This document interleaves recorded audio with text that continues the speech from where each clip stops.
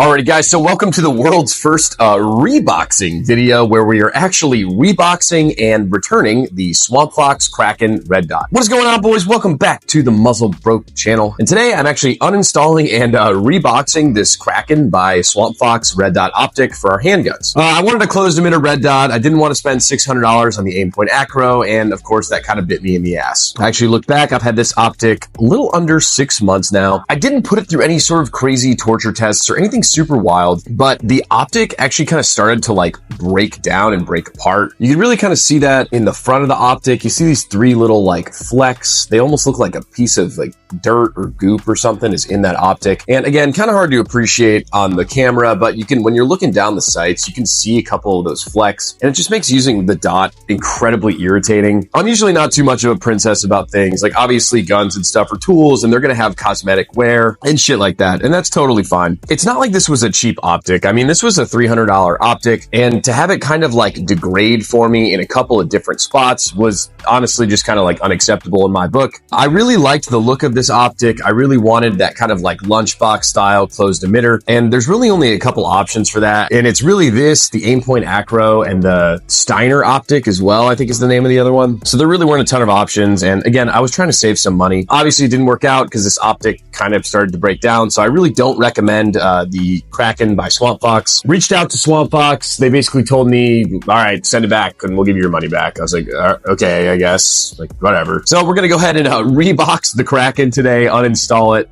get my $300 back and go from there. And hey, if you guys do have some red dot recommendations for me, let me know, because I do need another dot for this gun. In the Kracken box, it comes with like a manual that I didn't read. This is an RMR adapter plate. It does come with an MOS adapter plate and some extra screws and stuff. It did come with this little like tool for taking it on and off, I guess. So whatever. So we're just going to rip this off. So another thing that's like kind of stupid about this optic is that it doesn't co-witness with the irons. Because the optic mounts to this plate, which mounts to the gun, it's a super high optic, and these are suppressor height night sights, and they still don't co-witness like at all. Like a lower third co-witness is kind of my preference. But this optic doesn't do that. So it doesn't co-witness. It kind of degraded. It's kind of a crappy optic, and that's why we're returning it. I'd much rather have $300 towards a like better, more sustainable optic than this piece of junk. But I think it's kind of cool that I could at least be honest with you guys about this, because I didn't get sent this optic for free by Swampfox. And I did send them actually a short of me kind of like showing the problem with the optic. I was like, hey, look at all this shit in the window. And they're like, okay. And they didn't, we don't care. And I was like, okay, well, I'm going to keep shitting on your optic then. I don't really give a shit either. All right, so we ripped the optic off this adapter plate. We'll go ahead and take this adapter plate off. I did Loctite all these pieces on, so they're kind of stuck in there. I will say it didn't ever shake loose on me, which is good, but I'd like to think that that's more of my handyman skills than anything. All right, cool.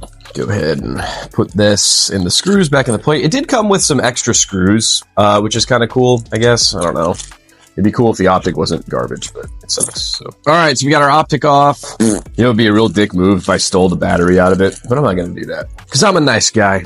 Put those plates, smush them back in there. I'm actually going to use this tool right quick to install the just optic cover on the Glock here. Cool.